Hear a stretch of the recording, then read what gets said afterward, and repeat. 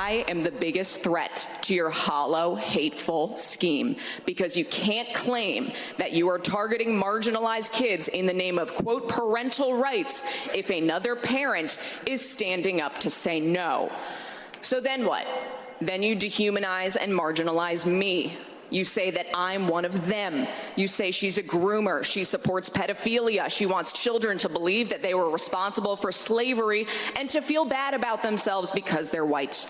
People who are different are not the reason that our roads are in bad shape after decades of disinvestment, or that healthcare costs are too high, or that teachers are leaving the profession. We cannot let hateful people tell you otherwise, to scapegoat and deflect from the fact that they are not doing anything to fix the real issues that impact people's lives. And I know that hate will only win if people like me stand by and let it happen. Michigan State Senator Mallory McMorrow responding to a smear by a Republican colleague in a wild fundraising email. Senator McMorrow was accused of being, quote, outraged that she can't groom and sexualize kindergartners or teach that 8-year-olds are responsible for slavery. And the Michigan State Senator McMorrow joins us now. It's great to have you. Senator, thanks so much for being with us. You know, I've had Democrats ask me for years, as a former Republican, what do we do when they say these outrageous things to us? They're just lies. There's no way to respond because the lies are so outrageous.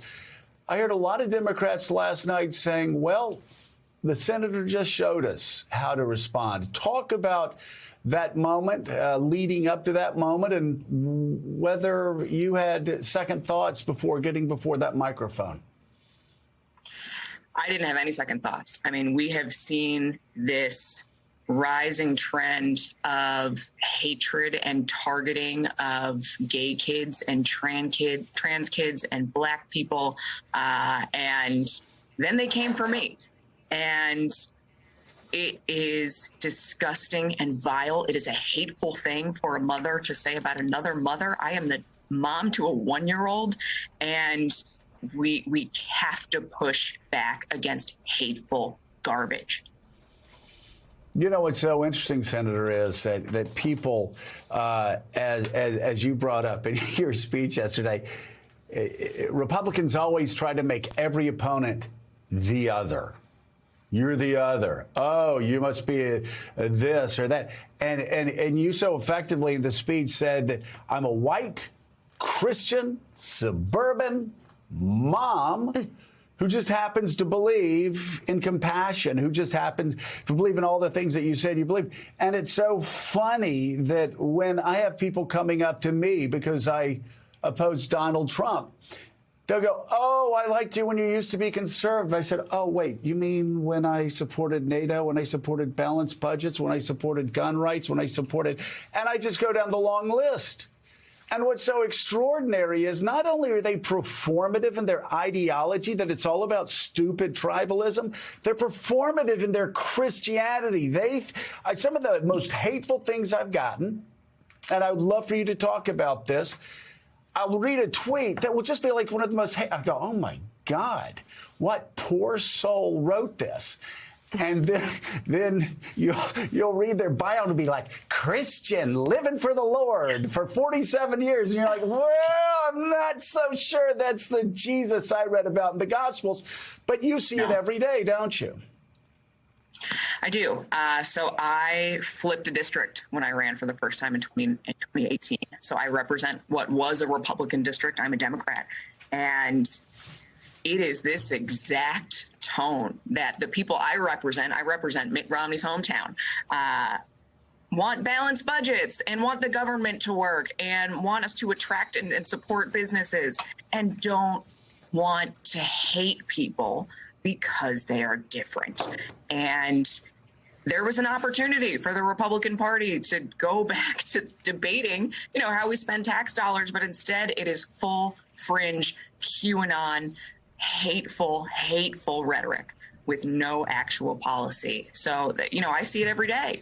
But part of the reason that I really wanted to identify myself is because this moment is going to require straight, white, Christian, suburban moms to stand up and get uncomfortable and say this is not okay, because odds are, a lot of us are probably pretty comfortable and okay, but that doesn't mean that this is okay, and we can't stand back and let it happen. Now, I'm curious. If something like this had happened when I was in Congress, I would have had Democrats, if a Democrat had attacked me, Democrats would have walked across the aisle and put their arm around me and said, Joe, listen, there's no place for that in Congress, and we're so sorry. I mean, when I got attacked personally, or when other people got attacked, that would happen. I'm curious, did any Republicans come up to you yesterday and say, hey, listen, we're really sorry that one of our own accused you of being a groomer, accused you of pedophilia? No. And this is the Michigan Republican Party right now. This is the National Republican Party right now. Where that's disgusting. It is disgusting. It's hateful. It's horrible. Yeah. Willie is with us. Willie, you have a question?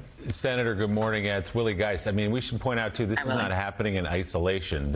We saw this at the confirmation hearings for a historic Supreme Court justice where anyone who voted for her was put in that group you were put in with groomers because they thought she'd been too light. And this was fanned by prominent United States senators that she'd been too light in sentencing for child pornography and things like that. But I'm curious about the senator who made this accusation.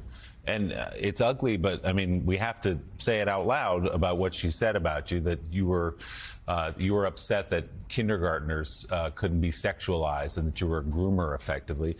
When you looked directly at Senator Tice yesterday and said what you said, did she look back at you? Because everyone's very tough online on Twitter and fundraising emails. What did she do back? What did she say back? She said nothing back and couldn't even be bothered to look me in the eye. I looked at the back of her head the entire speech. She turned away from me.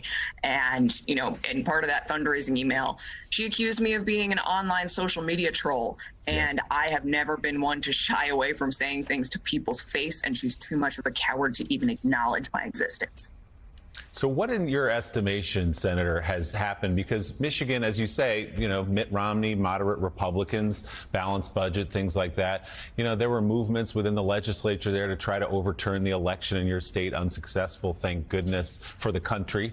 What has changed in the last few years? It is this rising extremism, and we've seen this play out with gerrymandering. The fact is Michigan is a very purple state. We vote pretty evenly, Democratic versus Republican, but the legislature, particularly the state Senate, has been Republican controlled since 1984, despite the fact that in 2014, they only got less than 50% of the votes. They got 72% of the Senate seats. And it encourages going further and further to the fringes.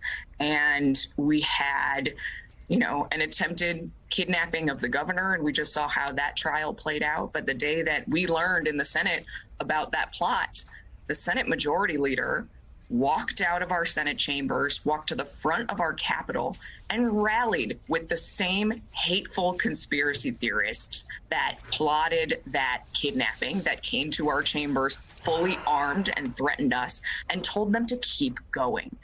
That's where we're at right now. And unless we all push back and vote them out of office, it's not going to get any better.